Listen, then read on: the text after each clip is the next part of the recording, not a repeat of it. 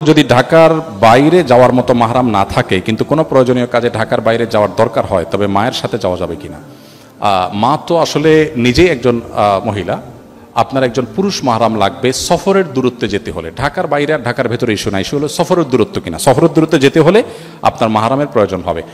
আর সফরের দূরত্ব বলতে ওই যে 75 কিলোমিটার 77 কিলোমিটার এত দূর যদি না হয়, এর কম যদি হয় তাহলে আপনি সিকিউর ফিল করলে একা একা আপনি জার্নি করতে পারেন। কিন্তু শরীয়ত আপনার সেফটির জন্য এই কথাটা বলে। অনেক বোনরা বলেন যে ভাই কেমন কথা, ছেলেরা যেদিকে ইচ্ছা সেদিকে যেতে পারবে, আমরা চাইলেই যেতে পারবো না, সফরের দূরত্বে যেতে হলে একজন ছেলে আমার সাথে থাকতে হবে, কেমন কথা? আমি বলি দেখুন, এটা কেন করেছে শরীয়ত? আপনার সেফটির জন্য।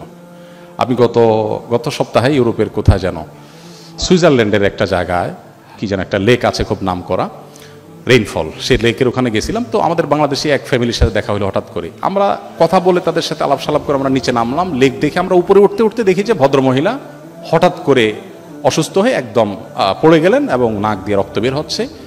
তার সাথে তার স্বামী ছিলেন, স্বামীর কোলায় মাথায়। আমরা ডাক্তার ডেকে আনলাম, অ্যাম্বুলেন্স ডেকে আনলাম, তিনি তাকে সেবা দিলেন। আমি তখন চিন্তা করলাম, এই ভদ্রমহিলা যদি একাকী থাকতেন, তার সাথে তার হাজবেন্ড না থাকতেন বা একজন পুরুষ মানুষ না থাকতেন, তো আজকে তার জন্য বিষয়টা কত জটিল হতো।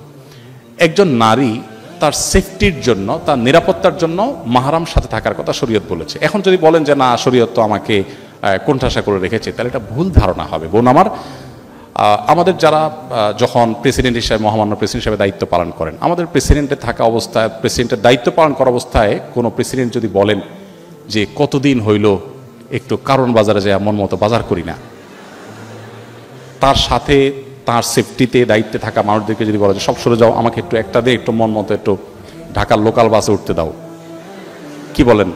তাকে কি দেওয়া হবে? কোনোদিন দেওয়া হবে না। বলে স্যার আপনার এই কথা মানা যাবে না স্যার, রাষ্ট্রের প্রয়োজনে আপনাকে নিরাপত্তা দিতে হবে। এখন উনি যদি মনে করেন যে এটা কেমন অবিচার, কই তাদের তো যাইতে কারোর সমস্যা হয় না, আমাকে কেন বাধা দিবা? এটা কোনো যৌক্তিক প্রশ্ন হতে পারে না। ঠিক একইভাবে আমাদের বোনদের এই মাহরামের বিষয়টা আমাদেরকে বুঝতে হবে।